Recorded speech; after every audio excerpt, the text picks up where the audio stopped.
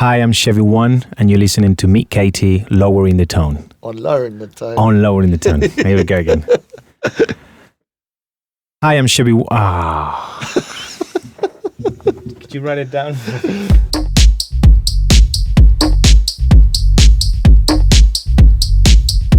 Hello and welcome to episode 9 of Lowering the Tone with me, Meet Katie.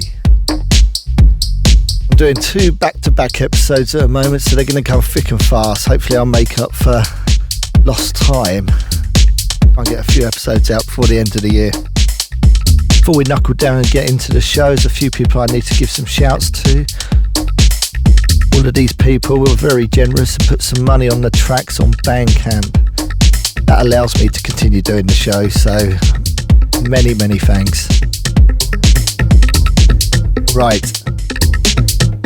Scott Walker, Craig Edwards, Tom Langley, M. Laws, Dan McCooley, Geordie Tor, Mohammed Cortona, Keith Morley, Kelly Island.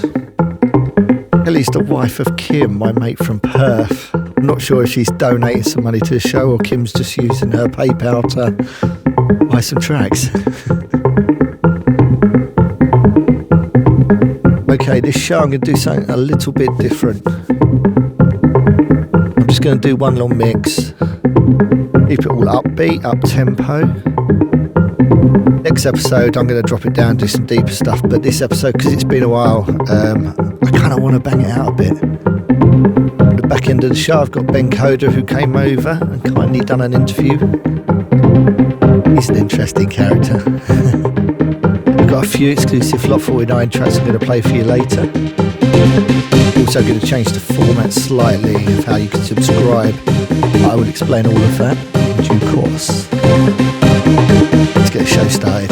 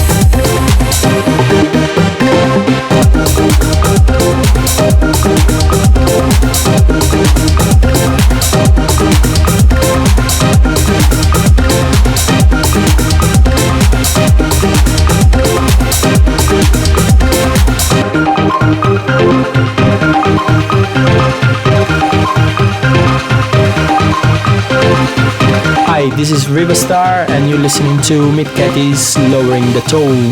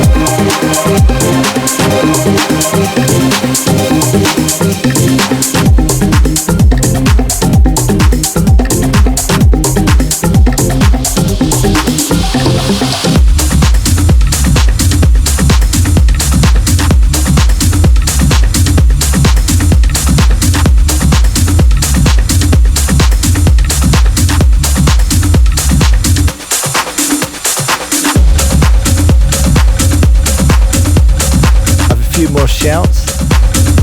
Stuart and Neil. He's these guys run Mr. Wampy, which is the 1970s converted ice cream van that I played on at Boomtown a couple of weeks back. An absolute pleasure playing for you guys. If any of you are interested in seeing it, head over to mrwampy.com, check it out.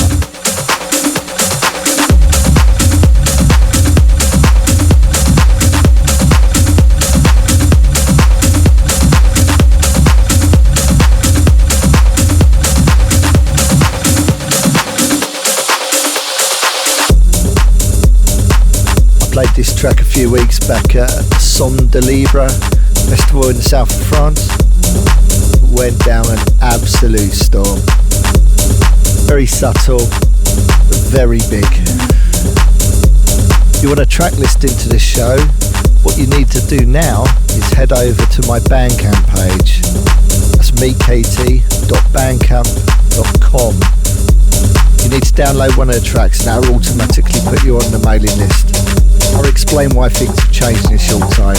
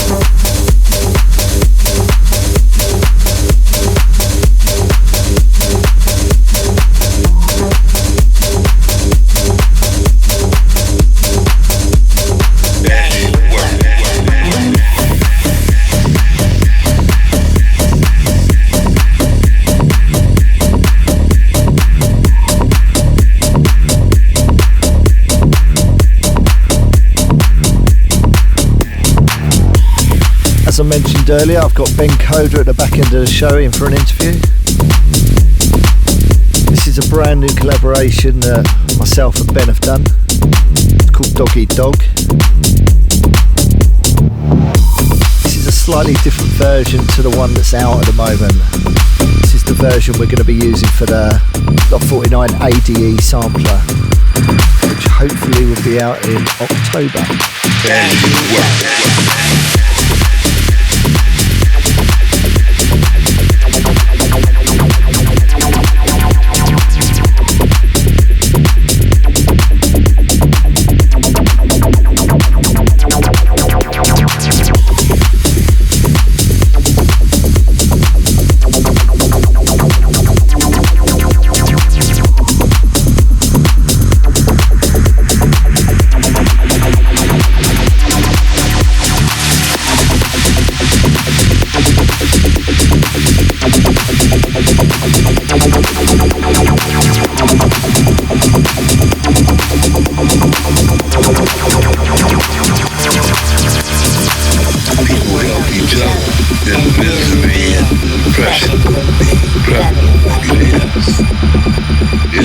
doggy dog, don't bother me.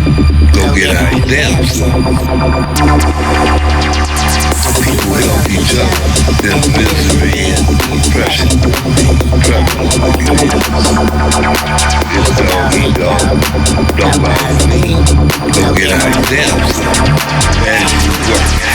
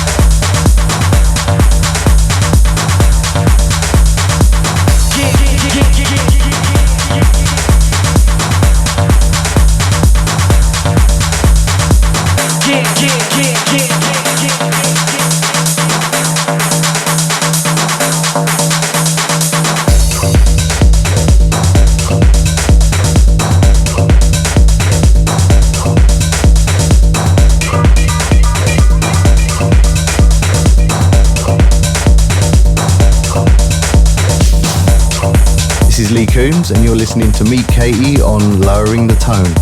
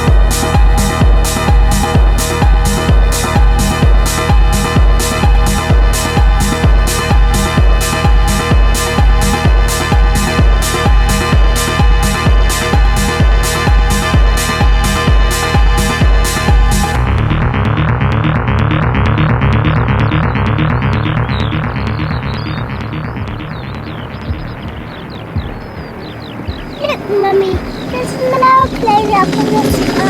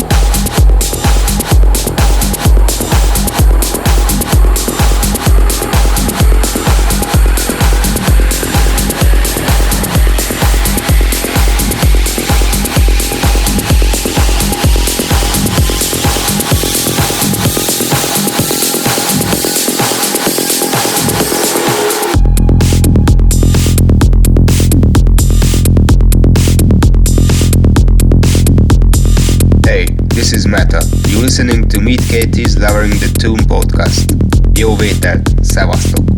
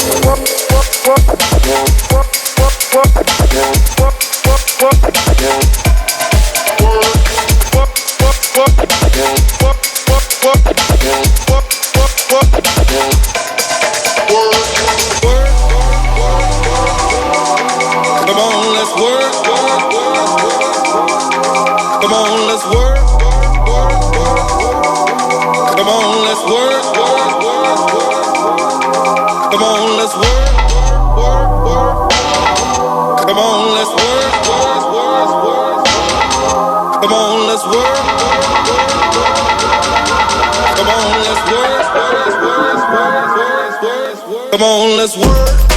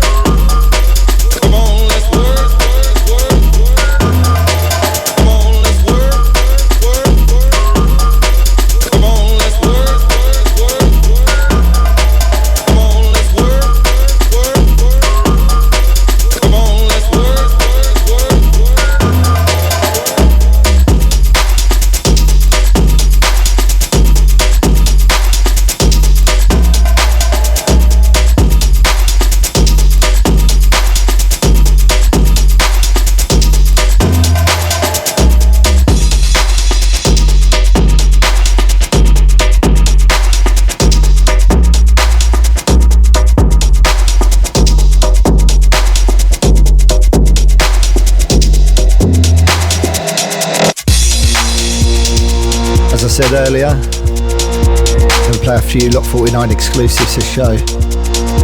This is a brand new one from me called Fire in New York.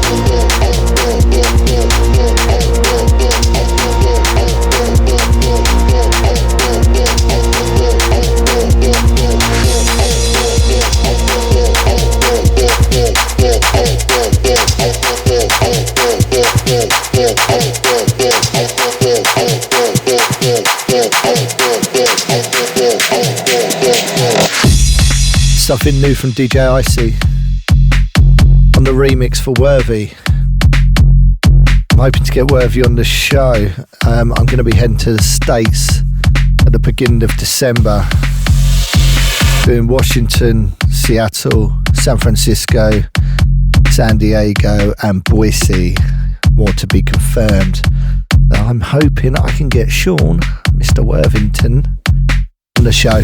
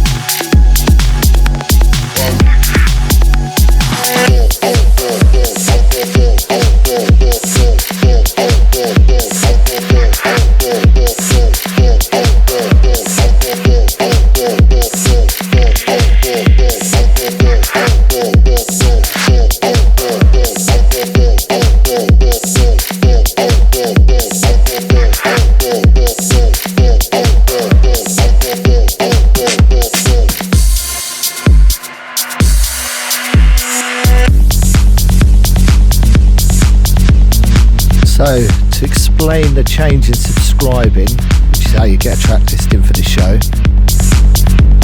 My website's down at the moment, being revamped, as Elite Force would say. So the only way you can subscribe is going to my Bandcamp, which is meetkt.bandcamp.com. Download a track, any track, and your name will automatically be added to the mailing list. So if you like this track and you want it for nothing, head over to my Bandcamp and you can download it. I'm going to play a couple of tracks back to back, both by myself. These tracks are free. If you do donate any money, that will go a long way in supporting the show. But don't feel you have to.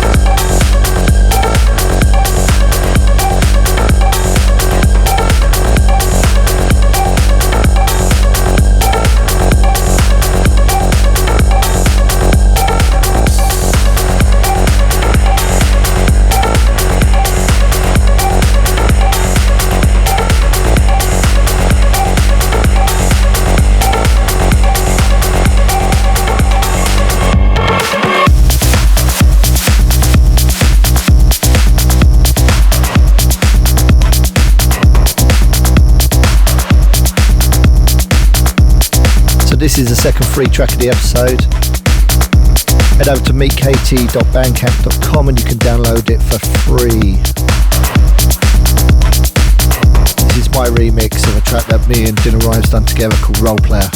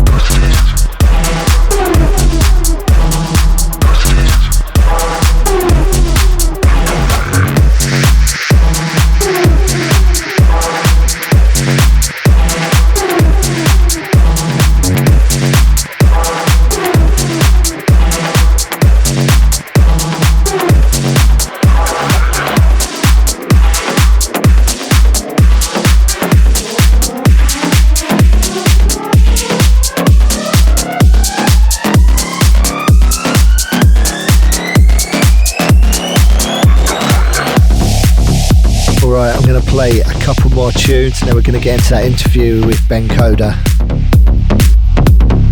Talking of Ben, this is brand new from him.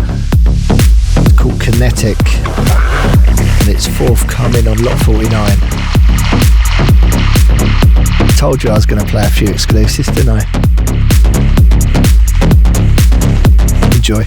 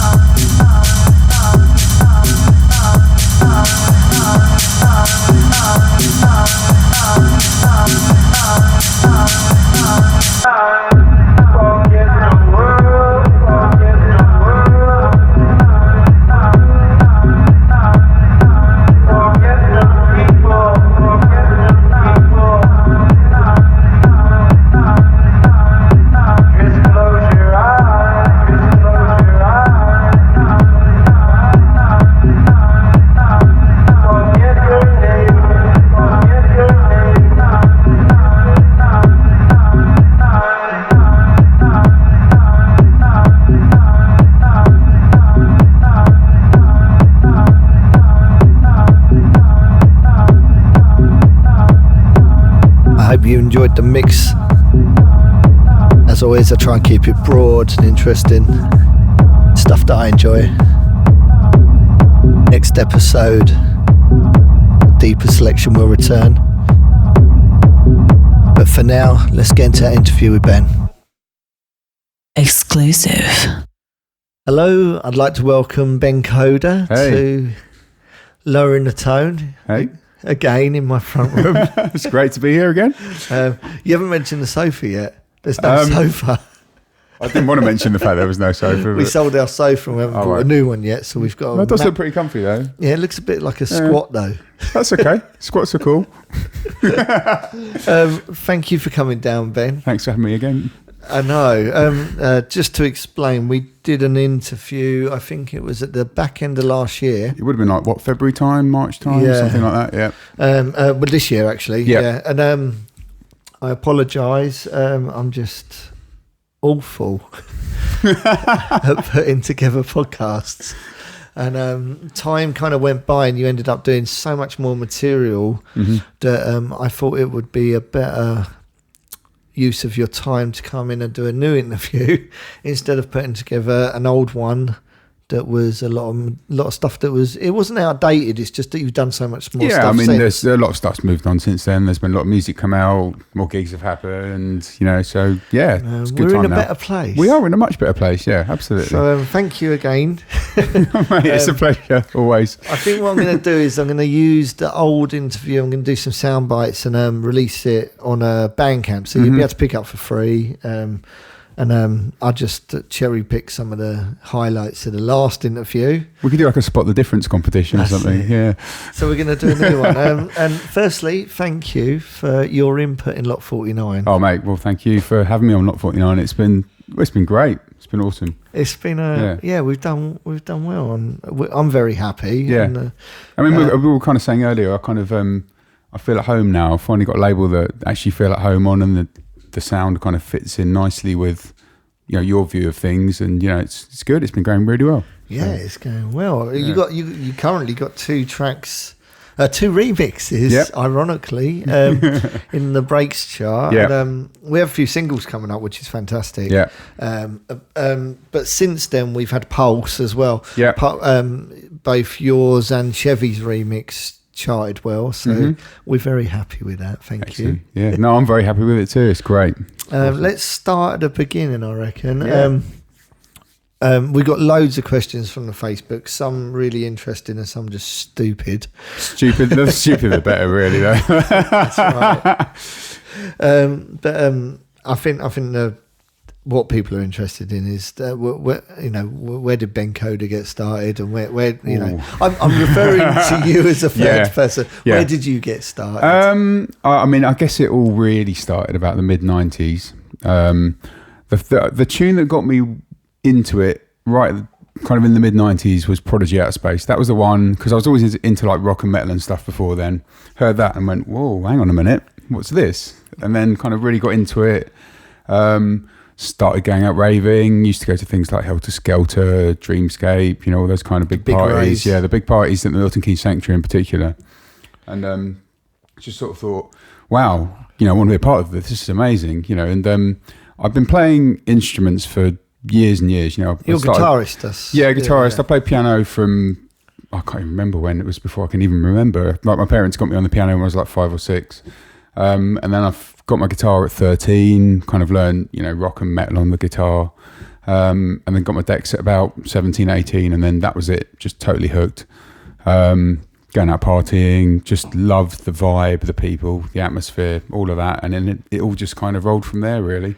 I mean, from the production point of view, I guess me and my mates and I'm in kind of like our early 20s, right, we want to start writing music. At the time, you know, I was always into kind of like pretty much everything, you know, the good bits of everything.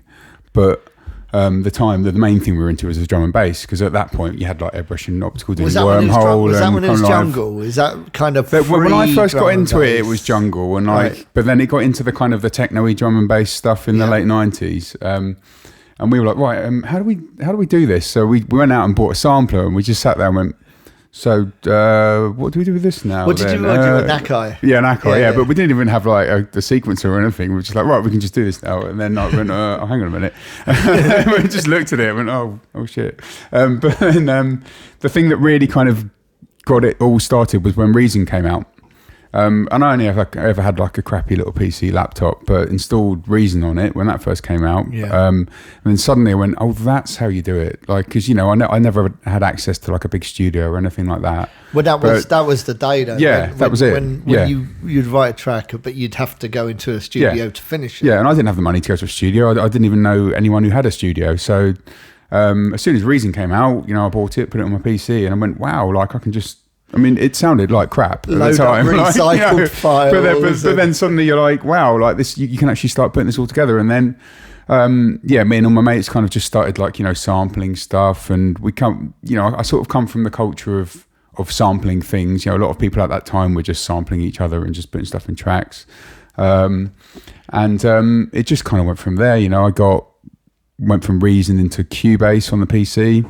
That was actually a natural progression. Yeah. And then things like Halion came out, which were like a kind of in Cubase SX, which was like a bit more of a sophisticated kind of sampler. And then soft synths started emerging, and then you're like, well, like these big like things that I couldn't afford at the time, now you can suddenly get and put in your computer, and it's there. We're straight in there with the tech talk. Yeah, exactly. Well, yeah, let's get that out of the way first, then we can get to the silliness later. No. It's quite interesting, because like a lot of people that listen to the show that aren't producers, they'd be quite lost with that. But these are all tools to make music. Yeah. You know, it's like coming from a live background. Obviously, all you need is a guitar. If you're a guitarist, all you need is a bass. Whereas like the tools you're talking about is that they made it possible for you to be an all one band. Absolutely, right? And I think that's the realization of like, I don't need a band. I can do it all myself. Yeah, and I'd been in bands in my teens, and I found bands quite frustrating, actually, getting everyone together and in the same place. I mean, you must know how it is. Yeah, exactly. So, well, there was always someone letting the side down. Yeah, there always was. Absolutely. Or there was someone who hadn't learned quite committed. Your drummer hadn't learned the fills in the right place or whatever. But and back then as well. I mean, and now.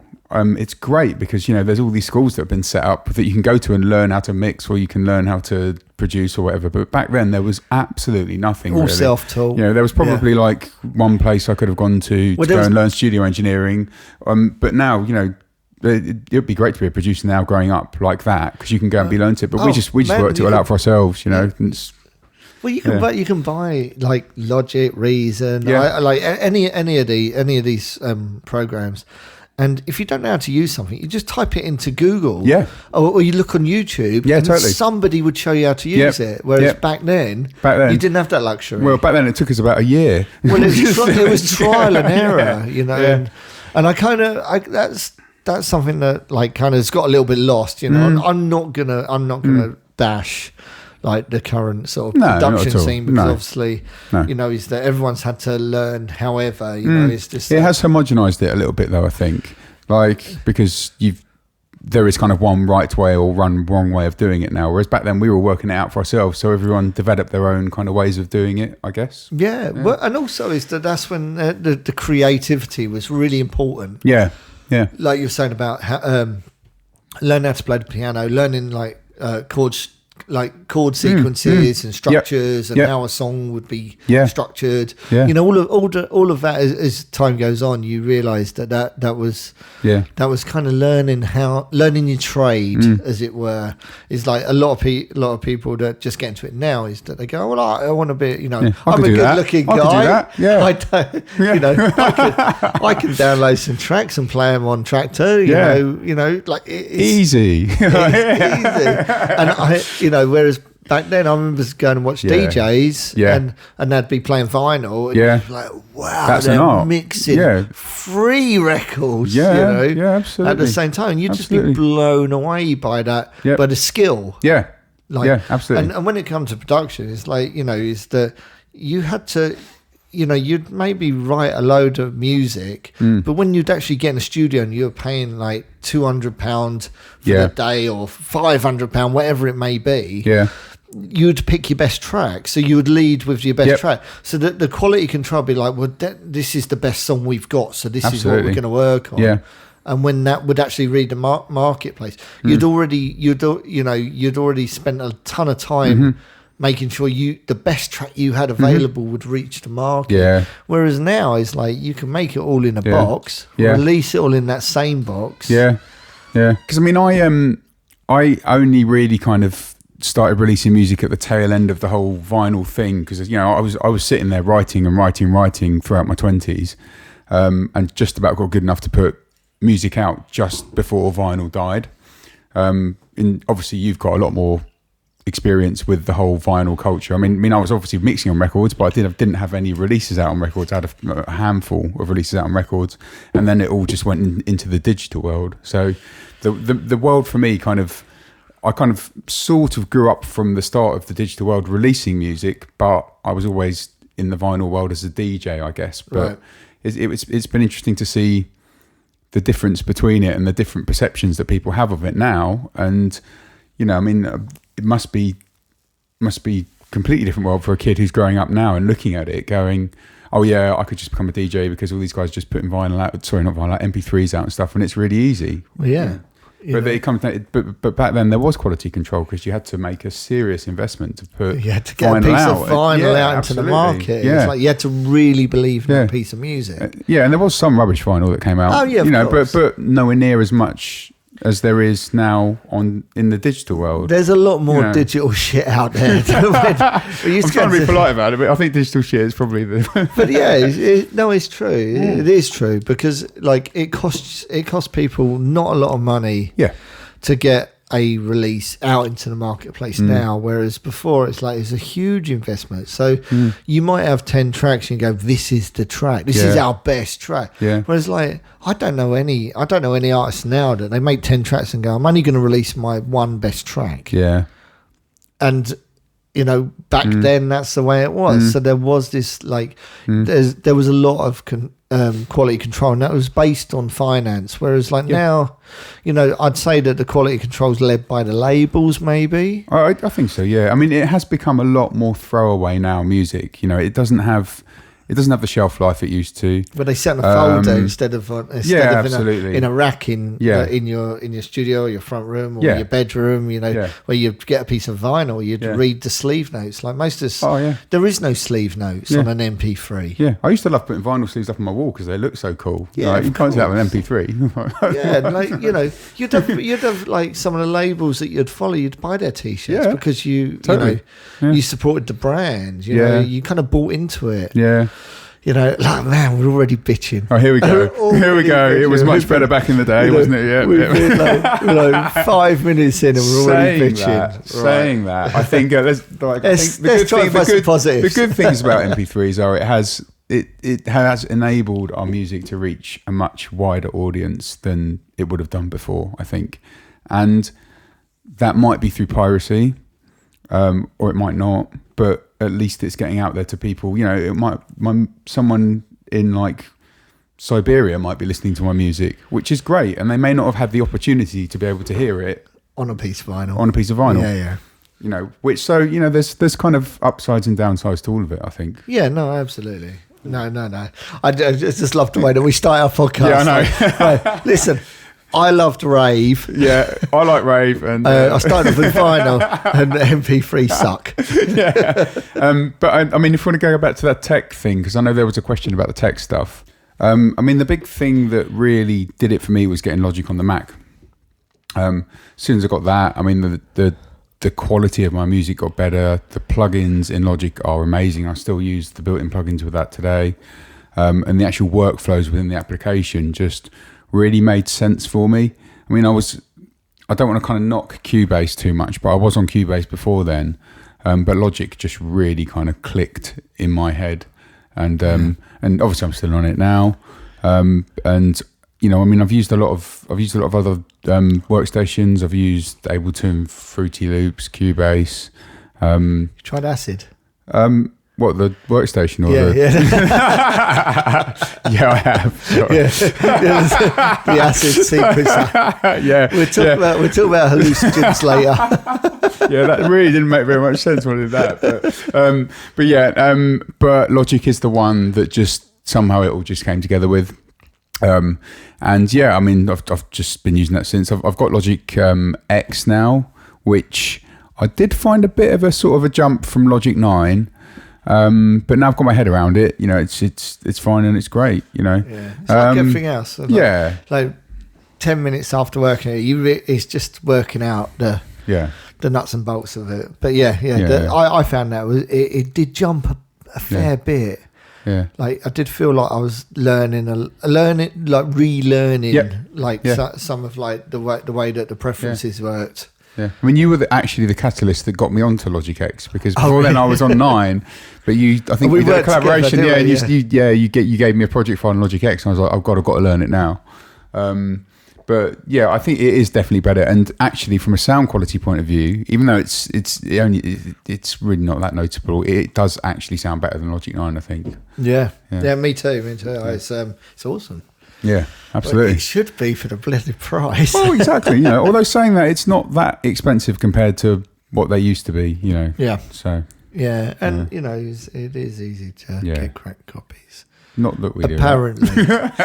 Allegedly. Allegedly, that I know nothing about anything to do with that at all. So with the production and the way that you've kind of you've obviously you've developed it using now you use Logic and stuff. Yeah. Actually, talking about the actual creative stuff, sure. Not the technical stuff. How would you describe your music? Oh wow, I describe it as my music. I was talking with a friend about this the other night, and we were saying, like, I've kind of found my own kind of music now. I mean, she was describing it as like Ben Coda's techno music, and I've spoken to other people about it, and they went, "Oh, you just write your own kind of techno music?" And that's great. I mean, that for me is better than someone saying, "Oh, you're just writing deep house," or "You're just writing whatever," So. I have this sound in my head that's been there for quite a long time that I've always wanted to kind of materialize, and it's slowly happening, and it has evolved over time. And I think it probably depends what kind of headspace you're in at the time, or what kind of period you're in your life, and whatever. Yeah. But I'm getting to a point where the music that I'm putting out is actually kind of what I have been trying to do all along. And I think that's that a combination, holy grail of what you're trying. I mean, I don't think I'm ever going to be happy with it, because there's always somewhere that you want to be that's better than that. But I'm getting to the point now where it's kind of like the production and the engineering is the thing that I want to kind of get a bit better, and I want the sounds to sound better. I want it all to sound better. And I'm sure in 10 years' time I'll look back and I'll say, the music I was writing when I was 36 was rubbish. But at least it's kind of it is all a big evolution. But I'm finally at a point now where I can look at the tunes that I'm writing and I'm kind of going, I'm kind of happy with that now. Right, yeah.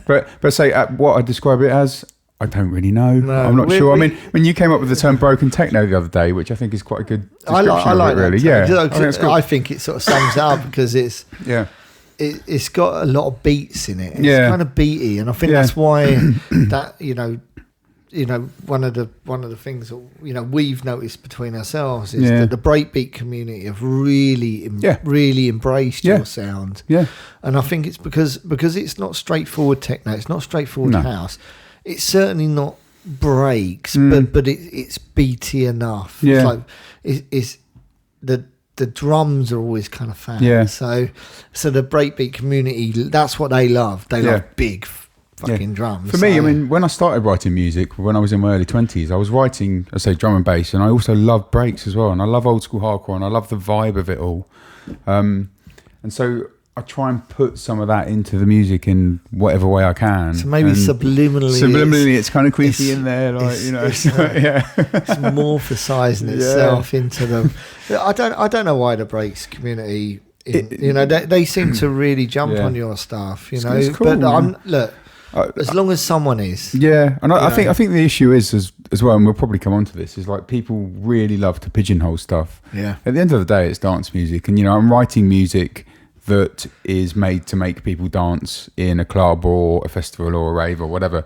And if it does that job effectively, then that's that. It makes you happy. And when I'm writing a tune, if it makes me get up and dance around, then I know I've written a good one. Yeah. And that's it. Because I guess where I'm coming from is having been to those parties, and that's a really big influence on what I'm doing. So, well, like earlier, you said that you've always been a fan of drum and bass. Yeah. And that's all beat-driven stuff. Yeah. And even your music now, like regardless what anyone wants to call it, it's beat-driven. It is, absolutely, yeah. It's dance music, and music for me is a lot of different types of things. I like all different types of music, but the stuff that I choose to write is the stuff that kind of I guess resonates with me the most, which is when I go out dancing. So that's what I want to kind of recreate. If that makes sense. Yeah, absolutely, absolutely. I'm pleased that that it's been embraced.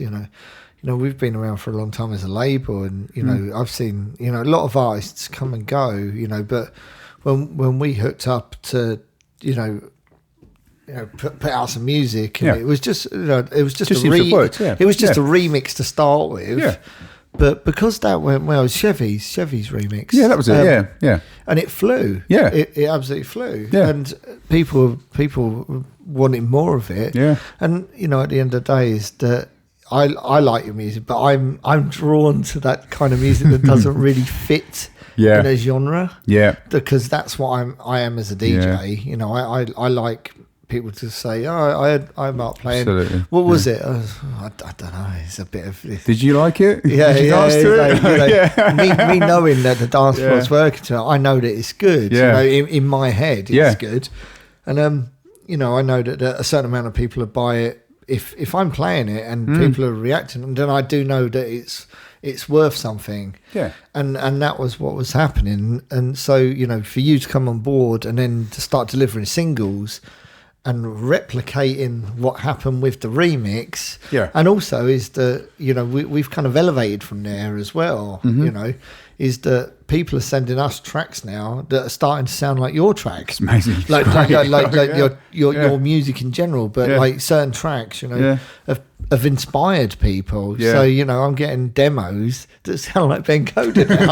I never thought that was going to happen. I never in a million years thought anyone would write music that would be influenced by what I'm writing anyway. So it's kind of it's great. I mean, like my attitude towards things is that if something works, then I'll just roll with it, and this has been working, and I've been rolling with it. So I think we're the same. Is that we never sat down and went, here's a big plan. Yeah, here's the game we plan. put out some music, exactly. and it sort of struck a nerve. Yeah. It seemed to work, and Yeah.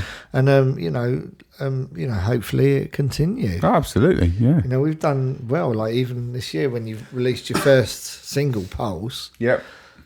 Both yours and Chevy's track charted. And they both charted really high. Yeah. They were both in the top 10 at one point, I think, weren't they? Yeah. And what can I say to that? It's like proof's in the pudding. Is that like if you're doing something wrong, no one's interested. Yeah. But they are interested, and that's why we continue to do it. It's like, people within the breakbeat community might go, oh, it's not real breaks. It's like, well, do you know what? What it's is real breaks, though? Breaks, to me, was always like, I came from the big beat community, which breaks was always the place that was where all the misfits went. Yep. And that's where the Chemical Brothers were. That's where Monkey Mafia was, Dub Pistols were, and I use them as simple examples. But that's when Wall of Sound and Skin were doing big beat. But it was all thrown into it's breaky. But there's always been 4/4 breaks as well. Yeah. I mean, this is the thing that a lot of people forget about. Yeah, there has always been 4/4 breaks with that kind of really big bassy element in it that makes it breaks in inverted commas. And it's kind of. You have a lot of kind of like purists that believe that like everything needs to, like in breakbeat, needs to be taken from a broken beat that was played on an original like old funk track that's breakbeat. no, I don't want to burst any bubbles here, but like there's a lot of disco tracks that have breaks in the music, which is just drums on a 4/4. Yeah. Technically, that's a break. Yeah. It's just a pattern you may be complaining about. Absolutely. But breaks is, breaks should be a kind of open forum. No, it'd be a lot healthier for that. Yeah. Like as a place for people to play its music. It's that at the moment, I've got to say that, the Americans are dominating the scene. Yeah. Because the booty bass, and don't get me wrong, it's like I'm friends with a lot of people that make this music, and also is that like I can't knock them because it's successful because people are buying it, and that's great. Yeah.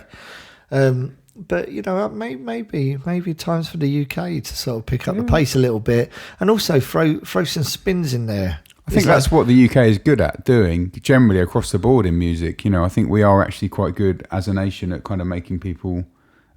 Pushing it a little bit further and not kind of regurgitating the same old stuff. That's it. It's a bit weak when you've got like guys like myself from like the suburbs of London. I can't be putting out like ass, titties, ass and titties. It just doesn't work. It sounds stupid because that's not my background. That's not where I'm from. Totally. And is that we're all influenced by what we make and what our community is, and like what the influences we take from like going out to parties and whatever it may be, And I think that our influences, and the reason why we've been, I think why it's been successful with you, Ben, is that we all like techno, but is that we like techno, but at the end of the day, it's like we like the broken stuff as well, and I think that's why the word broken techno come up because it's techie as fuck, but it's got big snares, it's got big kick drum, it's not straightforward techno. So where do you put it? You don't, like our stuff wouldn't fit in the techno section, so. We're not going to stick it in any other section. So unfortunately, for the breakbeat purists, they're lumped with it, whether they like it or not. Yeah, I mean, and also, we are talking, I guess, in terms of Beatport here, which obviously we have to talk in terms of Beatport because they obviously have the monopoly over the dance music online digital sales at the moment. So if we have to kind of shoehorn ourselves into, or someone else has to shoehorn us into what someone else's perceptions of genres are. Yes. which is unfortunate, really. But that's just the way. That's just how the game is at the moment. So well, we had what was it last the last remix that you'd done? We had an expert genre manager at Beatport decided that he thought it was electro house, and it's like, and we saw it come up on the baseware electro house, and I nearly had a heart attack, mate. I think it was just what the fuck, and we looked through all the genres. I even spoke to our label manager at Beatport, and we looked through all the genres. Who were like, well, it doesn't really fit anywhere. And then we were like, look, we need to stick into breaks, because that's where our audience it's are. It's a remix of a breaks track. It's been working in breaks. So the breaks track itself was top 10 in breaks that you remix. It's a great track. So it'd be a funny to take it out of the genre, especially when we know that's where our audience were. Put it in R&B. Well, after having a conversation with the label manager at Beatport, he said, "Well, look, we're all about putting your music in the genre where we think it sell the most." Yeah. And we both went, "Oh, well, it's got to go in breaks." Yeah, absolutely. And it did, yeah. And now it's like 20 something. It's doing pretty well. I mean, it hasn't had any real promotion. We have no but nothing band, we have behind no us. featured releases. And it's done pretty well anyway. So this is just off the doggy, Believe in Me. Believe in Me. So God, we've been firing them out. Yeah. The Believe in Me, which was me and Dopamine. Yeah. Track that you remixed is that I think that it sits on the fence. Definitely. Yeah, of course. We're not pretending that it's like Decline or Stanton Warriors or Keith McKenzie or DJ Fix or any of those guys. It's like it'd be disrespectful to even suggest it's connected to those guys, but it's got a big kick, it's got a big snare, and it certainly isn't house. Yeah, no, and I guess you look at like the prog house section on Beatport, and that doesn't sit with anything that we would know as classic prog house anyway. So it's all. I mean, no disrespect to Beatport, but it is all a bit of a mess there at the moment. It's a bit of a forced hand. Yeah, it is. Like where we've ended up. Yeah. If there was a genre for broken techno and hopefully there will be. Like kind of, breakbeat influenced broken techno, then we'll put our music in there. Yeah. But for now, that'd be brilliant. What are the options? Where are the options? I think the issue there is that there's not very many people doing it. So no, it's kind of like there's not enough of a movement. That I think that's we had this conversation earlier about another producer which I won't name. Riva Star. That's his real name. He's very, very he's like, well, this is the parameters I'm going to work in, and this is where my music fits, and that's where it goes. That's fine. Yeah, he does extremely well within that. Unfortunately, it's that not everyone has the same outlook on music. It's like, and that's us. Yeah, totally. Yeah. So and that's no disrespect to Steph, because I think he's a great producer. I don't even need to say anything. Yeah, I interviewed him on another show, and he's a good friend. But the point is that some people want to be pigeonholed, and it's the complete opposite of where we're coming from. Well, I guess as well, some people want to just jump on what somebody somewhere has decided is going to be the big sound this year or whatever. And I've seen it with other producers, and I won't name any names here, but you see people who kind of, they develop this amazing sound, but then suddenly something else will come along, say the EDM explosion, and they'll go, oh, I want a bit of that. And then they'll just lose all their credibility because all their original fans go, "Whoa, no way!" Well, I don't. And then they don't quite manage to surf on the EDM wave quite well enough as all these other guys who were there right from the beginning, and then they just fall flat on their face. Unless you're Knife Party. Yep. Because Knife Party can make anything to a really high standard. Yeah, exactly. If it's popular. Yeah. And then fair play to them. Fair play to them. Do you know what? Fair play to anyone who can write music and who goes through it all, because it's it's a it's a hard industry to be a part of. Well, it's so, quite you know. it's quite interesting because I think that it's funny because like I'm just going to use Knife Party as an example because they're so easy target because of their success. We can all knock their music. Yeah, like everyone can go, oh, it's not my bag, it's not my bag. What you can't knock is the ability quality. For them, the pure quality, the way that we're gonna like, you know, I know that we make drum and bass. Yep. We're gonna sack our key drum and bass guy, Al Hornet, who Paul is an awesome guy, loving it to death. But Paul's no longer relevant in what we want to do, so they lose their key drum and bass guy who had the finger on the pulse with the music within drum and bass, and this is what we're going to do, you know. And they done a great job at doing that, you know. And like, it sounds a bit heartless, and it is heartless, you know. I guess it just. But at the end of the day, you can't change history. No. Pendulum done a lot. They done a lot of good towards drum and bass, elevating it into like. To the mainstream, whether you like that or not, you know, that's down to you. But what they did with drum and bass was they made it like daytime Radio 1. Yeah, absolutely. Like, can't knock that. Yeah. Can't knock it. I was one of the first people in the UK to book Pendulum, actually. Oh, really? I got pulled down to my night in Brixton. Loveful. 150 quid. Really? Yeah, no one turned up. It's just after they released the Vault. No way, man. Yeah, I think we're a little bit ahead of our time there. Yeah, that's the problem. Lovely guy though. And He's like, cool as fuck, isn't he? Yeah. No, I gotta say, I know I've spoken to him a lot of times. Few times. I got booked with him at Carl Cox and Friends, and had this kind of breakbeat room, and he was playing as well. Yeah. And I was trying to find some breaks to play. And at the time, I was really struggling to find any breaks that I liked, so I was playing lots of techno. Yeah. And he came on with like electro house track. Yeah. I thought he was going to play drum and bass. What? I was like, shit.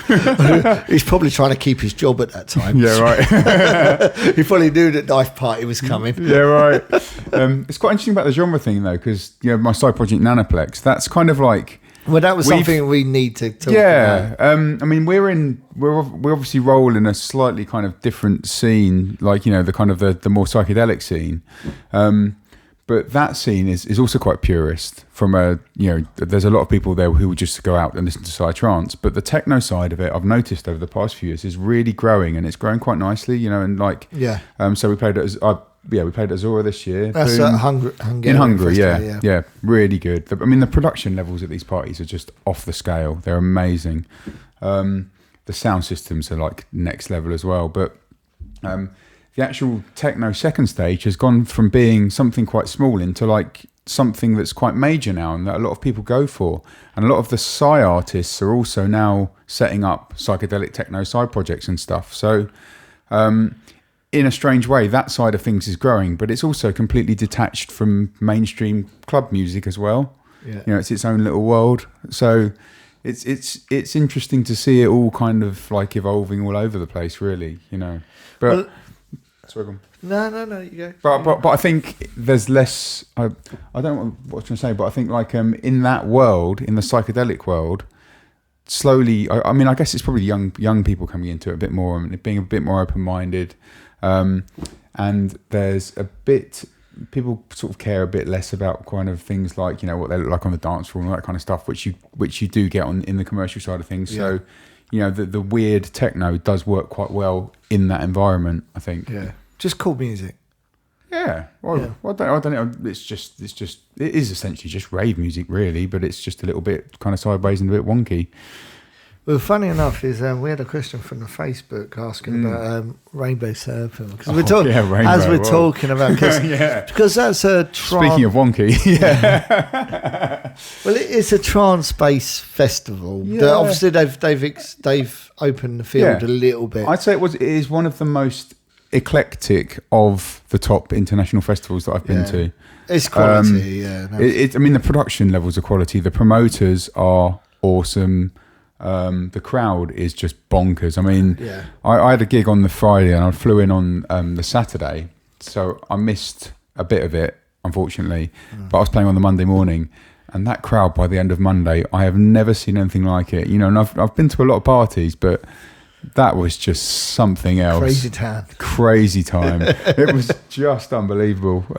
Production levels were great. Everyone was really happy and friendly. And I got to get up there and do what I wanted to do. You know, there was no kind of limitations put on me. No one said, "Oh, you've got to play this kind of music or that kind of music." You know, it was great. The same. Yeah, I played the year before, and I was blown away by it. I just thought it was they've got a special thing going there, and you know, I obviously it's great for us traveling to Australia. Oh yeah, you know, to enjoy that. You know, it's fantastic. But it's kind of good for Australia as well. Is that like, because all over the world you have these quality sort of like events thrown. You know, like the Glade. I'm using it like Noisley. Yeah. I use these as examples of like they're your benchmarks, though. Really, as benchmarks. So traveling to the other side of the world, and seeing it. Like, just, you know, what I really enjoyed about it was I just enjoyed like the quality of everything. The food was amazing. Yeah, the food was great. Like, you never say that about festivals. No one says food's good at a festival. No. They there must be like they took a lot of attention to make sure the right kind of food. Looked after the artists, like had a bell artists, tent with like a mattress in it and everything. Little yurts. That was it. The yurts, that was it. Yeah, like, even the toilets, like what they call it, organic toilets. Great. The sawdust, and it didn't smell, which, you know, is another thing. And the vibe. Yeah, the vibe was unreal. By Monday afternoon, it was unreal, quite literally. Amazing. Word of advice, though, take a coat, because I didn't. Oh, really? But luckily, my mate over there, Herc, took one for me. Thank you, Herc. No, it's wicked. Because I thought I thought it was going to be boiling. Well, I can't, it did get cold in the evening. Yeah, really cold. Yeah. Do you know what? I had some friends there called Slamboree. Yep. I don't know if you know these guys. I've heard the name. Yeah. They're big at Boomtown. We'll talk about Boomtown in a bit. But they've got a kind of sound. They're sort of a circus. Chaos, like Circus are Chaos, but as a band. So they've got like big horn sections, but they're only doing a sound system. So it was only Mike and Kath doing it. Yeah. But it was just, you know, we were standing back from it and just going, man, the vibe here is just electric. The atmosphere is like right away through, and how friendly they was. And they're not afraid to embrace a bit of wonkiness and madness either, are they? It wasn't very pretentious at all. But you know, fair play to them. Yeah. The one thing I'd say about like Rainbow Serpent, above a lot of other festivals that I would put on the same sort of platform as them, it wasn't dirty. No. And it wasn't like messy. Yep. Like everyone was getting wasted, but there wasn't. No one lost the plot. There weren't people losing the plot. No, there wasn't people walking around just bumping into each other, just mindlessly wasted, screaming at themselves. Not 80% like festivals in the UK. Hobos, Yeah, exactly. Do you know what I mean? Right. It wasn't like that. No. It was like everyone was looking after each other and was making sure people were cool. And I think that was testament to the promoters and the club, well, the clubbers, the festival goers themselves, is that, you know, they were really. It was messy but not dirty. Yeah, if that makes any sense. I mean, I found kind of Boom and Azora are kind of like that as well. Yeah. You know, everyone gets in a right state, but they really know how to look after themselves, and like everyone will look after their friends as well. So. And we're talking about rave safe. Yeah. And I know it sounds a stupid thing that like everyone's going, but you know, as I've got older, is I don't want to go to a festival and see people sitting in their own fucking piss. No. Do you know what I mean? All their mates just abandon them. That's bollocks. Yeah. Do you know, that's not what I want to see. I want to see people look after themselves. Absolutely. And look after their crew. Yeah. And you know what? We had this conversation earlier about people being wasted at festivals. Yeah. Tripping off their nuts. They've lost their friends. They don't know what's going on. Yeah. And they can easily bump into the wrong people. It's like that's not good. No. At the end of the day, if someone someone bumps into me and my friends, and you can see that they've lost a plot and they don't know what's going on, the best thing you can do is take care of them the best you can. Absolutely. And be considerate and Yeah. look after them. It's Yeah. look, they're just sensible. Yeah. At the end of the day, is that not all festivals are like that, and not all people are like that. But No. people should be like that. They should be like that, but yeah, unfortunately, we don't live in a perfect world. I know we don't. I know we don't. I wish but we did, but yeah. It's like I know exactly what you mean, though, I think it's nice to go into an environment, say like Rainbow Serpent, though, and Azora and Boom, and say Noisily in the UK is a good example of that as well. You do get people in the mess, but people, on the whole, will go out of their way to look after people, or they'll point them in the right direction. And people that will, rather than just kind of like be horrible, which is there's just no need for it. It's like I've seen I mentioned this to you earlier. I've seen people at Glastonbury just like walking through tents, just robbing tents. Yeah. Like that's just how the fuck? Yeah, Glastonbury is a funny one though, because you get a lot of people that go there. It's kind of like My First Rave, by Fisher Price, and then they go there and they take stuff that they don't know what it is, and they just get in a pickle. And there's so many people in such a kind of small area that there's always going to be stuff that goes wrong. Unfortunately. Yeah. Well, it's a city, really. Glastonbury is. It's a city, so you can wander the streets and not bump into your friends for a long time. They're in the north of the city, Saying that though, it is amazing as well. So to be honest, I've had so many good times at the big festivals as well. Watching commercial acts. Yeah. I remember seeing Elbow play. Okay. Yeah, my girlfriend always rinses me for Elbow because I really like Elbow, and she's like, it's middle-aged men's office music, coffee table music. Fuck you. I like it. Yeah, she likes No Effects. That's the kind of music that my son's into, and he's 8. Yeah. And she's 32, so there you go. There you go. Yeah. Touche. Yeah. So anyway, right. Next. So I tell you what I'd like to talk about is social media, because cool. This is our platform that we promote.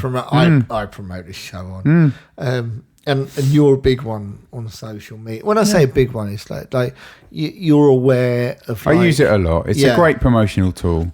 Yeah, and you can see the benefits of it. Is that where do we start? Is that I'm not going to lie. It's not. I love connecting with people. Yeah, totally. What I hate is I hate the idea that I have to say something so people know, because I hate the fact of when I'm promoting something like a piece of music, and then people listen to it like a year later and go, I didn't even know anything about it. I guess so. You feel like, man, I need to promote it so everyone knows, because now we're in the situation of like you need to pay to promote on Facebook. I mean that's bullshit. Yeah, but how do you reach people otherwise? Yeah, I mean everyone has this problem now. Like fan pages, unless you pay, you don't get any reach on your posts at all, which is a complete piss take on Facebook's part. And Facebook, I hope you're listening to this, because it's ridiculous. I'd love it. I really hope love it. Yeah. What's his name? Zimmerman was listening to this show. Please, and turn my Facebook page off, please, whatever. I mean, but the thing is, the only way that you can get your posts out there is to pay for it now. And I think that model is incredibly cynical, because I remember before, I'd be able to put a post up to my whatever it was, probably 8,000 fans back then, and 60% of them would see it. Now I've got like 11 or 12, and 4 of them will see it, and it's ridiculous. It's ridiculous. It's so cynical on their part to drag people into this model and then start making them pay for it. But saying that, I mean, it's just another communications tool for me personally as an artist. I mean, I've got my own personal Facebook page, which is me as a real person. But, I mean, I am a real person too, I think. What's your second name then? That's classified information. Coda. No, exactly. But also, I mean, and I've met so many amazing people through social media. It's a great way to connect with people. It's another great communication tool to get your music out there.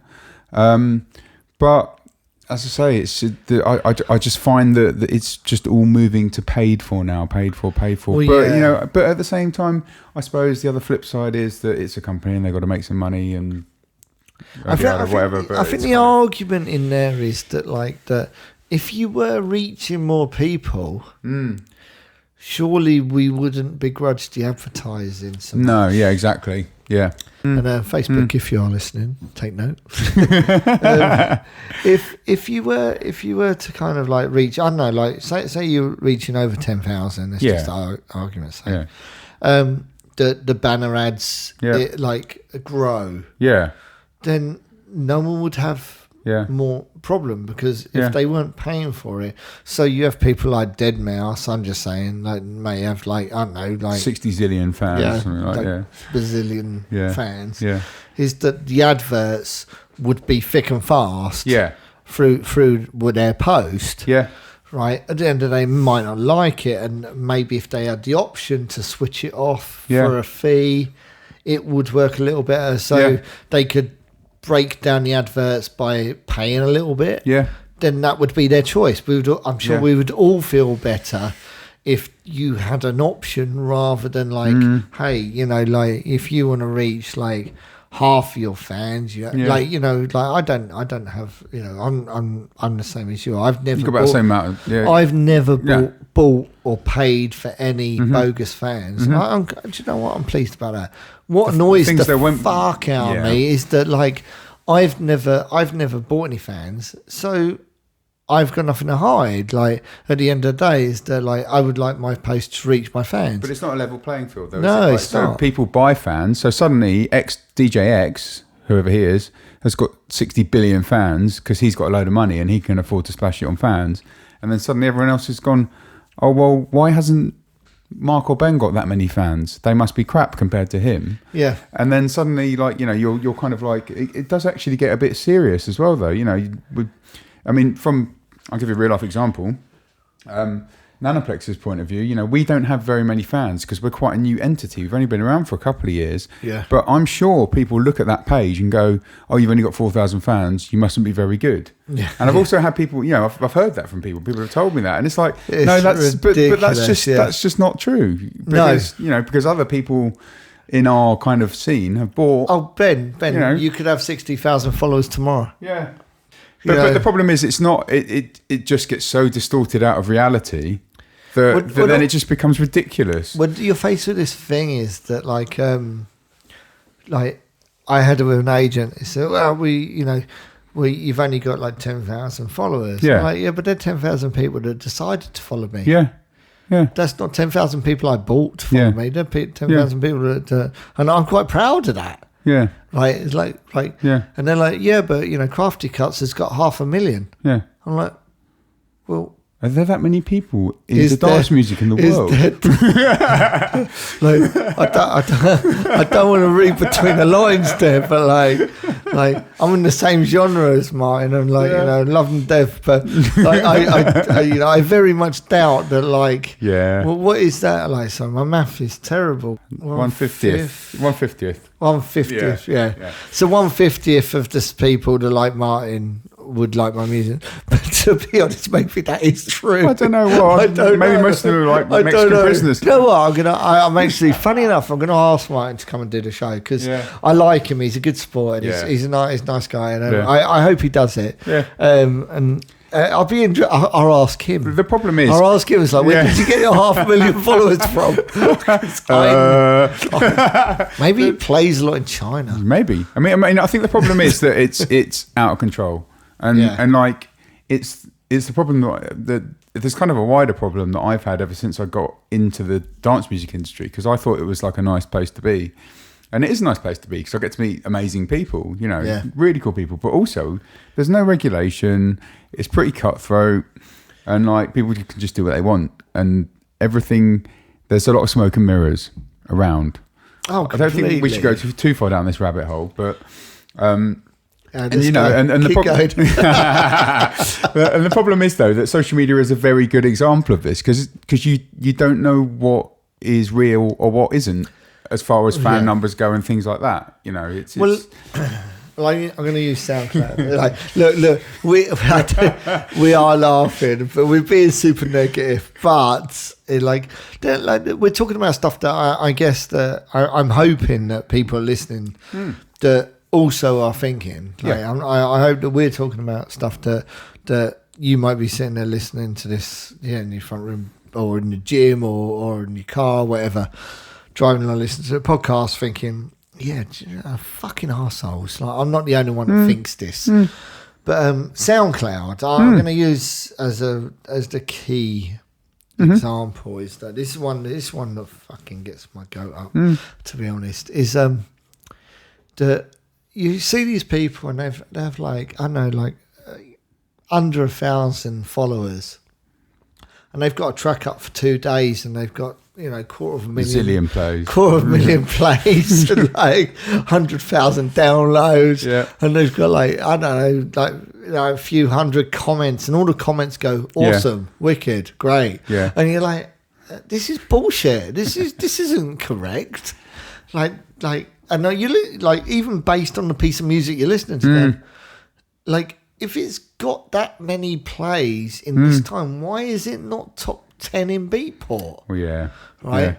Yeah. But the argument is that, like, I pay for, I don't know what I pay for, like a semi-pro account. It costs me like €8 I've got one of those. month. Yeah. Right? And you get these, I get sent it to my personal account on SoundCloud going, hey, I love your music. Have you ever thought about boosting your popularity? Do you think anyone ever listens to music with no listens to it? Yeah. Do you want to, I love your music, but do you want to boost your plays? It's simple. Go to, connect with me here, and you go there and it's like, pay $10 for 2,000 listens. Yeah. And you're like, well, okay, it's like if I didn't have any self-respect, right? Yeah. Then that makes complete sense. Hey, I can look more special than I am, right? The argument is that, like, is SoundCloud doing that themselves? Going, well, I'm only getting €8 out of this guy. He's putting up 4 tracks a month. I could be picking up like 20, 30 euros a month off him, like boosting his tracks to try and make him look better. Yeah. Because I have access to do so. So you think there's little kind of little I shoot-offs? don't believe there's a little Filipino guy going like. I find it hard to believe that there's enough hours. I've got 3 of them in my garage, mate. It's fine. I find it hard to believe that happens. I personally believe that SoundCloud have decided that, like, we don't make enough out of your subscriptions. We're going to dupe you into making. We're going to dupe you into making your status more popular than what is perceived, because they can do it. Yeah. Because if that's not the case, then we are talking about someone going like, comment, like, comment. Yeah. Maybe there is a big factory in China doing it. I don't. Maybe I'm really bored Chinese people doing it. I just don't believe. I don't think there's enough money. I think that I personally believe, and I know it's conspiracy. It's a good one though. I hadn't even thought about that one. No, that's good. Maybe that's a real theory rather than a conspiracy theory. But this is mine. I invented this one. No, I like this one. This is good. This is my exclusive. Conspiracy theory is that SoundCloud have decided that their €8 a month is not enough, so they're going to subsidise it by letting you boost your posts. Interesting. Juicing. Yeah, it's called. Juicing. That's what they call steroids, isn't it, as well? Yeah, making yourself look bigger than what you are. I remember when I first found out about ghostwriting, engineering. That blew my mind. I'm sorry, Ben. I'm not up for it. You're not going down that. You're not going down that rabbit hole. I don't think I can do it for you. What if I paid you? No, but that blew my mind when I found out about that. €8. €8 a track. Yeah. All right. Okay. Sorted. The ghostwriting. Yeah. Okay. That really blew my mind, and it was a case of if you can't beat them, join them, sort of thing for me. But, Have you ever ghostwritten for anyone? Yeah. Yeah. Really? Yeah. Who? I'm not going to tell you because that's part of That's the whole thing of fucking ghostwriting. But that totally blew my mind. And there's a lot of stuff. I guess it comes back to the point that the industry isn't like this nice, happy place that's all glamorous and lovely. It's pretty cutthroat and dog eat dog, and that's why we wrote a song. Yeah, I think that might have been subliminally why. But saying that, I think we have just been moaning for quite a while. I think like we should, there are some amazing people that I've met through it. And hang on a sec, Ben. We are moaning with a smile on our face. Oh yeah, we are smiling. Yeah, I haven't stopped laughing since we started slating this shit. That's all right. It's all right. The plus side out of it is you get to meet some awesome people. Yeah. You really do. Yeah. Yeah, and I think that's the thing with music as well. In general, is that like you meet a lot of people, and like that some of the people you meet, they're in it for the wrong reasons. Yeah, but they're good people. Yeah, absolutely. Do you know what I mean? They're like, well, I want to be famous. And you're like, It's like, but I don't play any music. I don't write any music. I don't even know what music is. I don't DJ or I don't produce. And you're like, okay, like, well, go and be a model. But there's no reason why you can't be famous. Yeah, to be honest. Yeah, exactly. And that is the truth of the matter. Yeah. There is no reason why they can't be famous. Yeah, like don't let something like talent get in the way. No, absolutely not. You should just be able to click your fingers and be famous. And that, I suppose that's the digital age for us. Yeah, that we're all in this place where it's like, and I hope that people listening to us are laughing like we're laughing. We are laughing. I mean, it is partly serious and all based on truth and fact, but also you got to laugh at it, really, haven't you? That's it. You know. Well, let's talk about something positive. Yay! What's the worst show you had? Oh God. I can tell you. I can't actually tell you. But these are questions from the Facebook. It involves post-watershed stuff. I'll tell you what. I've got two questions by the same person. Okay. Right. One of them is the best show and one's the worst show. Best show. Oh well, I reckon actually, Noisily this year was one of my favourite shows I've ever done. Really? Yeah, it was wicked. I didn't think they'd get it better than last year, but it really got back to that old Glade at Wasing vibe this year. The guys, they're all friends of mine. And they absolutely nailed it. And I was lucky enough to play 2 gigs. One is me on Friday night, and one is Nanopack Saturday night. The Friday night one was great. And I just got to play, got to play whatever I wanted to a great crowd. The Saturday night one just felt like, kind of playing, I guess, me and Chris spoke about it, we did an Nanopack set. It kind of felt like playing like as a home football team, like in front of your home crowd, like scoring loads and loads of goals and beating your main rivals. It was like one of those, you're just standing there and the crowd were just brilliant and everything was perfect. It's great. So I'll go Noisily this year. It was awesome. Noisily going to run next year? Yep, they're on next year. And if you haven't been to Noisily, I would 100% advise you go. And this isn't me like speaking on behalf of Noisily. This is me speaking on behalf of someone who knows what a good party is. And it's wicked. Really, awesome. Really good. Worst one, we can go there. I was heavily inebriated on things that I probably shouldn't have been taking. And it was underneath the M4, underneath one of the bridges on a bit of farmer's land when I was about 18 on vinyl. And you're 34 now. 36. 36. So that was quite a long time ago. So those days are well over. If you're getting wasted. The certain things that I was taking at the time are well over, yeah. But yeah, it was one of those ones where everything just went wrong. It was a clang fest, and it definitely wasn't my fault. It's the only gig I've ever been booted off the decks. I remember looking up halfway through and going, "Oh my god, there are 400 people here." Well, if I can't remember what just happened for the past half an hour. Well, if it makes you feel any better, you're not the only one. I've been booted off the decks once. Yeah, and that was in Portsmouth. Right. It might be Southampton. Yeah. It was one of those port towns. Yeah. Actually, it might be Southampton. Right. No. Okay, anyway. And the promoter was, he had a club, and like I remember playing, and he booked me because I'd done a back-to-back set with James Abelia. Okay. Yeah. The year before. Yeah. And we'd done a back-to-back set which was recorded. Yeah.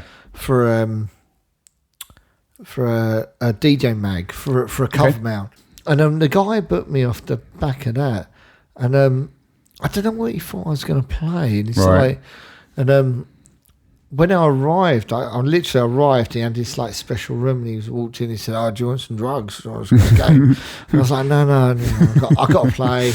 And he had all his mates, and he's like, "I just got back from my beefer, and we've been hanging out at Cafe Mambo." And okay, nice, yeah. And anyway, so cut a long story short, I started playing. It's like I was out there; it was packed. Yeah, it was packed. Yeah, I started playing, and he came. I sort of like about an hour into my set, a security guard came up to me and like he sort of like cut his throat as if to go like, "You're done." Yeah. I was like, "What?" Well, I've got enough for an hour, you know. And at the time, I was like looking at the dance floor, place going mental. Yeah. And it's like, "You're done." And the resident DJ come back and he said, like he said the name of the guy that owned the place, and he said he's off his nut in the back room. And he thought you were going to play like deep house. Oh no! And like I was like, "Well, why don't you come out here and see what you know?" Because he wasn't in the room; he was in like a room, like a soundproofed room. But he couldn't see the crowd going. No, he couldn't see the crowd. Right. And I said, "Well, go and grab him." And and he came back and he goes, "Oh, he won't come out." And it's just like and it's just sat in a room just doing cocaine. Decided that he didn't want me to play. To his room, even though the room that I was playing in was going off, and I was just like, and I literally got kicked off an hour earlier. I remember going home and I was like distraught because it never happened, and that's never happened to me before. I was like, wow, fuck, do you know what I mean? It's like I was playing to the people in the room. I wasn't playing to the coked up promoter in the back room. Feed into his private room. Yeah, that's not good. Have you ever taken the needle or ejected the CD off the tune that you've just mixed in? Yep. Yeah. Do you know what? That's a nightmare. I've actually said it on this podcast before. So the first time I played at Fabric, the first time I ever played at Fabric in the main room. Oh God! Right, I had one of the main sets, and I was so freaking nervous. Right. I popped because they had like 4 CDs. Yeah. Right, and I thought I'd be a smart ass by running like 3 tracks at the same time. I was like, fucking like 3 deck mixing. Yeah. What a fucking idiot! What a stupid fucking move, right? And I popped the CD that was playing out of the thing twice in a 2-hour set, right? And I'll never forget it. It's like, and I literally was like, and it was the first time I've played that. It was the first time I played the main room and on a main set. What a nightmare! And I'd done it twice in a 2-hour set, right? And Lee Coombs, who's a friend of mine who used to live down the road, I miss him dearly. I've got to say that. Hopefully I'll see him in a few weeks when I go to America. I was driving, and he come out and he was drunk because I was driving. Yeah. And I said, "What do you think?" He goes, "It's fucking amazing." And I looked at him and I was like, "Really?" He went, "It's fucking amazing. You fucked up so monumentally twice in one set." I think that might be a world record. And he looked at me. I was like, "Really?" He was like, "It's unbelievable." Yeah. And I was like, and I just went home and I just cried myself to sleep. No. Well, I didn't cry, but I was like so fucking. I was like, "Oh man!" It's like something where because sometimes when I've been in a hurry, because when I play off CDs, I burn a CD per disc. Yeah, me too. Because I get really confused otherwise. Yeah, me too. And sometimes I'll burn like my whole set on 2 discs and then flip between the 2. Have you ever done like the extended mix where you play one and then you think you're playing the next track off the next CD, but you're actually playing the same tune again? No, and you forget. I don't duplicate for that reason. And I'll tell you something really funny. I played at Audio we'd done a Lot 49 party at Audio in Brighton. Right. And I finished my last track and Marvin, Dylan Ryan's took over.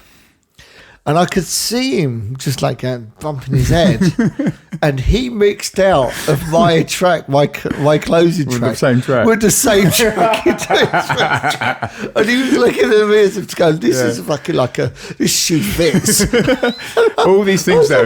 Like you play the fucking same tune. All these things though, you only ever do them once, and then you never do them again. And then when he took over, I was Yeah. like, "It's the same fucking track." So we played the same track for about 10 minutes. Oh well. Yeah. To be honest, Don't do that anymore. We're pros now, so it's all good. Nobody. Do you know what? Nobody battle it's the extended mix, I think. Yeah. Well, that was extended. So listen, we've chatted about genre. Yeah. Yeah, cool. There's a couple of questions on the Facebook that we need to ask. Let's go.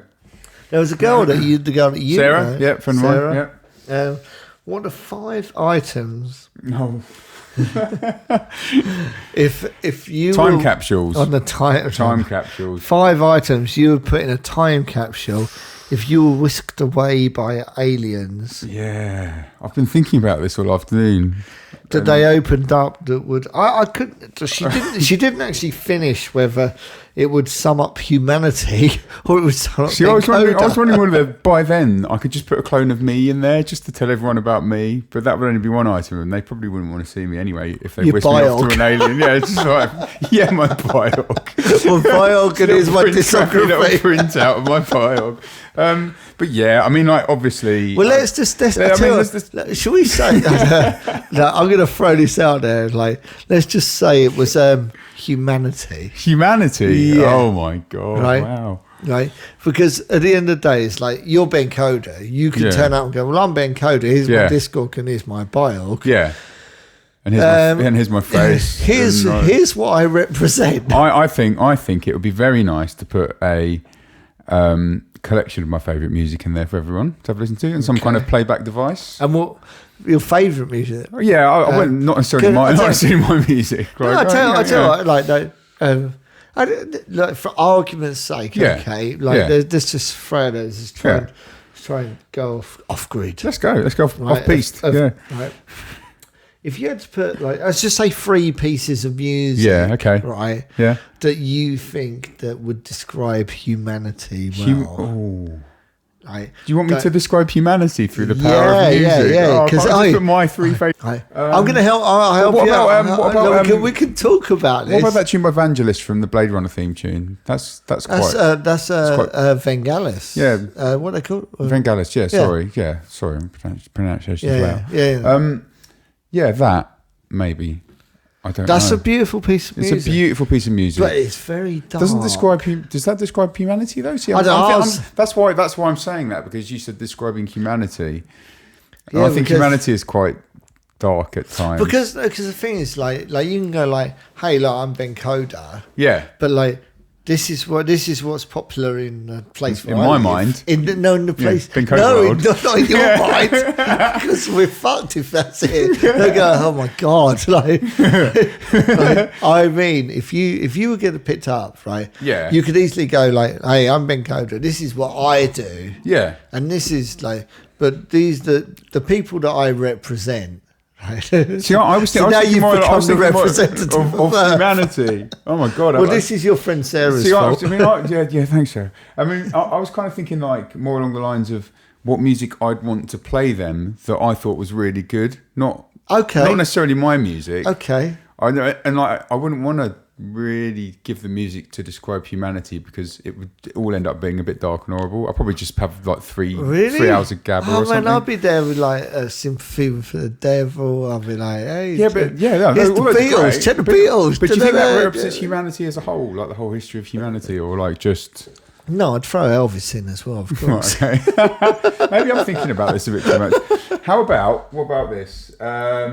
PFM The Western with Conrad MCing on. Really? Yeah, I love that. Great tune.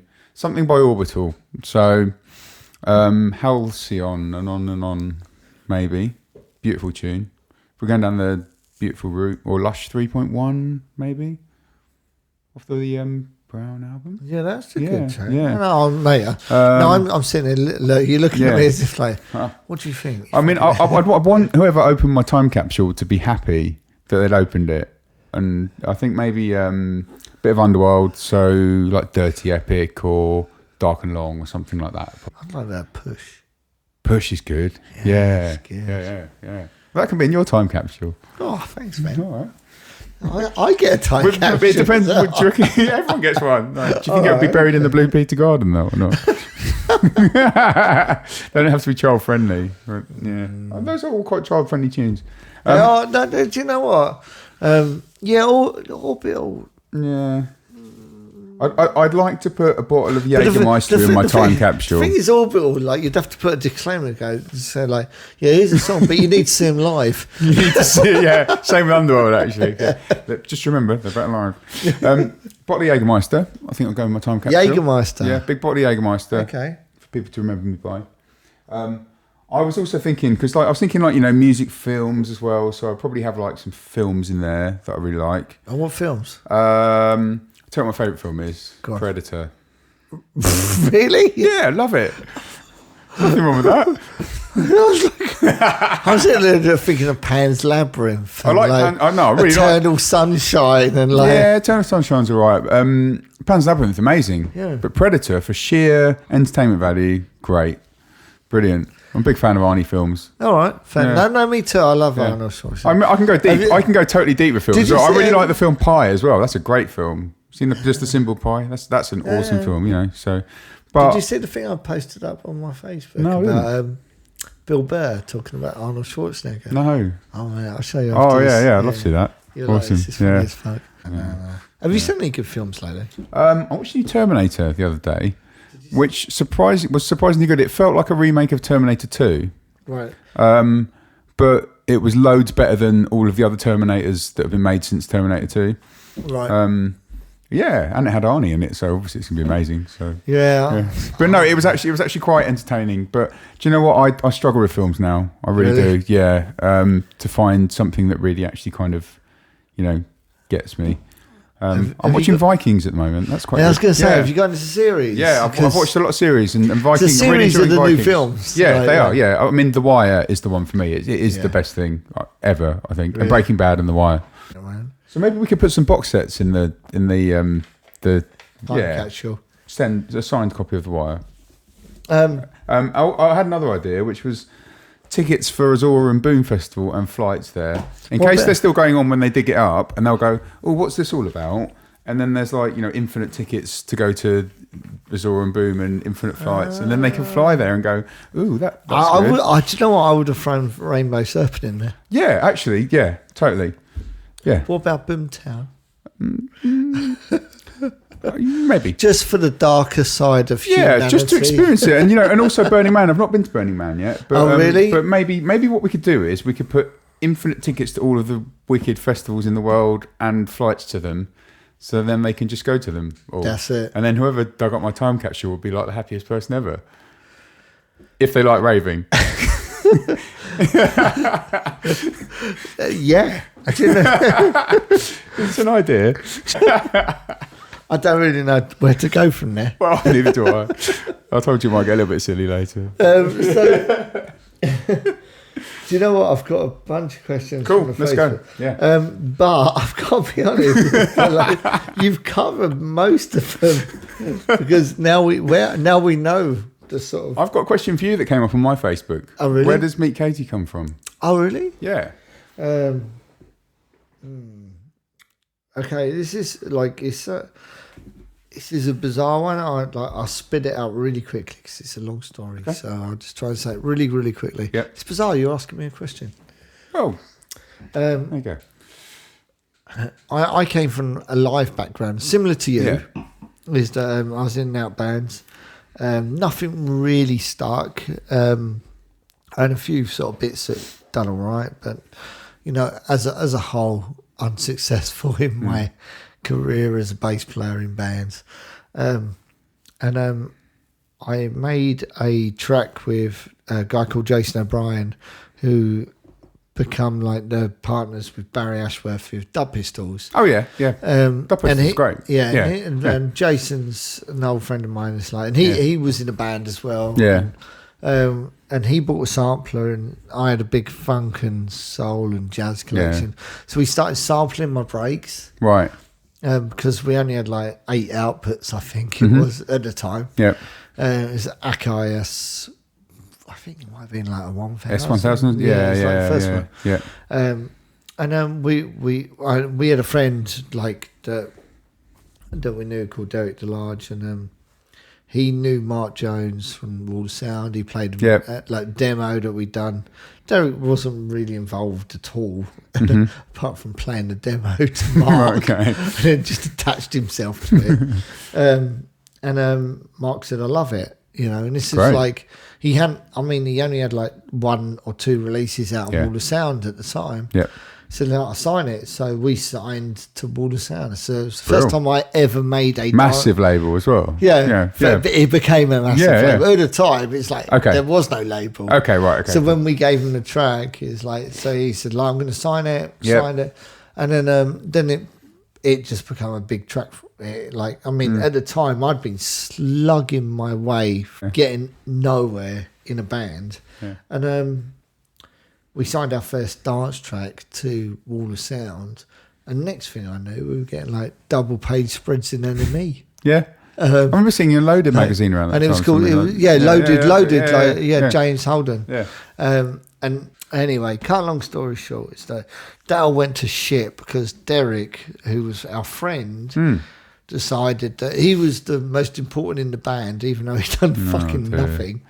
And we fell to bits. And at the time I thought, you know what, I'm going to go back to being in a band. Yeah. And the kind of bands that I like are like Bitch Magnet, Porno for Pyros, obviously Jane's Addiction. Yeah, cool. All those type of kind of like slightly quirky. They sound like calling cards in a phone box, and I like that. I really like that. That's like the sleazy thing. And my flatmate at the time. So I walked out of my project on Wall of Sound, which I put together, and I walked out of it going, well, fuck you, do you know what I mean? Yeah. I'm getting no recognition for this, and also I'm not getting paid because Derek took all the money, and it became very dark, the relationship. So I left. Yeah. And then Jason left subsequently because he just realised that Derek wasn't really a partner. No. And then he joined Dub Pistols, and that's how Dub Pistols happened. Okay. So Dub Pistols wasn't the band until Jason joined. So Yeah. And I thought, right, I'm going to put a new band together. And my flatmate at the time was doing visuals for clubs, and he was doing Super 8 and 16mm, where they were splicing. Yeah. This is when people like Hexstatic were using. Yeah, I remember Hexstatic. They were using these kind of like, they were just sort of splicing stuff. Yeah. So it was like, it actually looked it looked better than digital stuff. Yeah, warmer. It was warmer because it looked more seedy. And more real grainy, and it looked great. Yeah. And my flatmate today, his thing was called Icon. Yeah. At the time, and I went looking for stock with him, but and then we went into, and there's a place in Soho, like a big basement place that it's all 16mm and Super 8. Right. And then I remember looking through things, I saw the name Meet Katie. Yeah. And it was written in the erotic section. And I just thought, that's a really good name for a band. It's a great name. And at the time, I was like, that's a really good name for a band. And I wandered around with it for a few days thinking, Meet Katie. That's a good name for a band. And that's in line with what I like. It's a bit different. It's a bit odd. Yeah. And it works as well. It's just kind of a bit different. Yeah. And long and short of it is that I just never got round to recruiting a band. Right. And I just done it on my own. So it was originally a band name. So I was going to start a band, and I just ended up with this weird DJ name called Meet Katie. Yeah. And it just stuck, and in the end I started getting off for gigs and started going out. It's like, hey, DJ Meet Katie.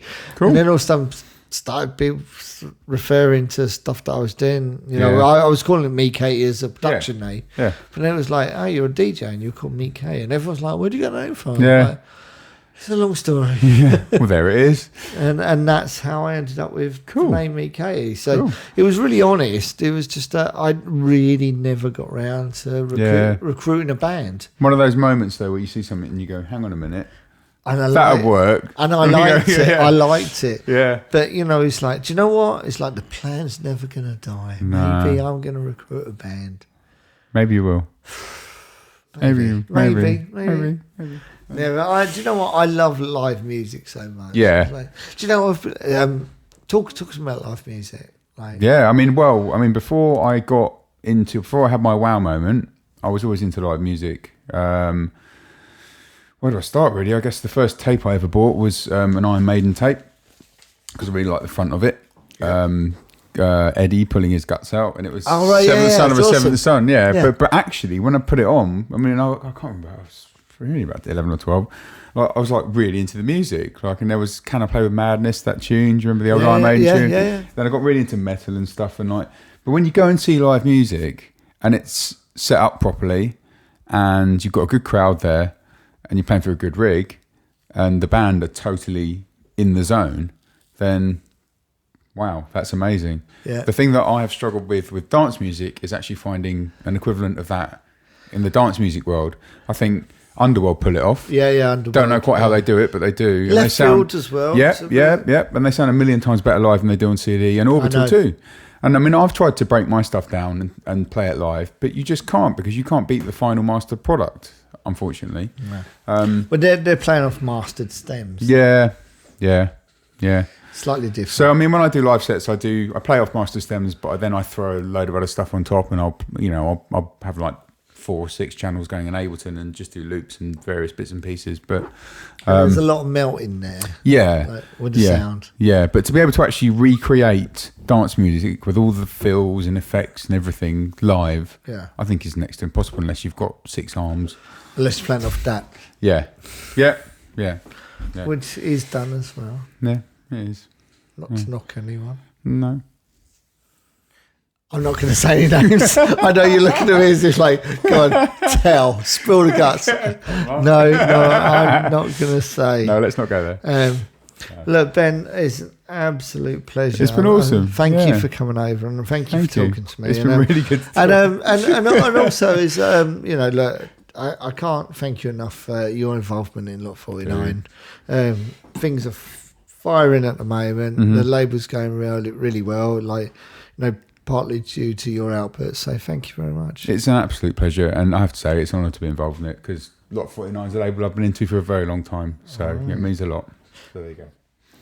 Okay, before you go, I need you to do some stings. Okay, let's do them. You know the drill. Hey, this is Ben Coda. You're listening to Lowering the Tone With me, Katie. Hey, this is Ben Coda. You're listening to. Hey, this is Ben Coda. You're listening to Lowering the Tone with Meet Katie. Can you say it any faster?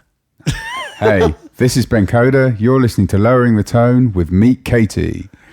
Thanks, mate. Thank you. All right, let's wrap this up. Yeah, Done. Episode 9 in the bag. Thank you so much for listening. I hope you enjoyed it. If you want to help the show, please share the link. Nice when people make a comment. SoundCloud, iTunes, Facebook, Twitter, wherever you can. If you enjoy it, get behind it. Just spread the word. Anyway, remember what I said about Bandcamp? You can go over there, subscribe, and download some free music. Until next time, take care, people.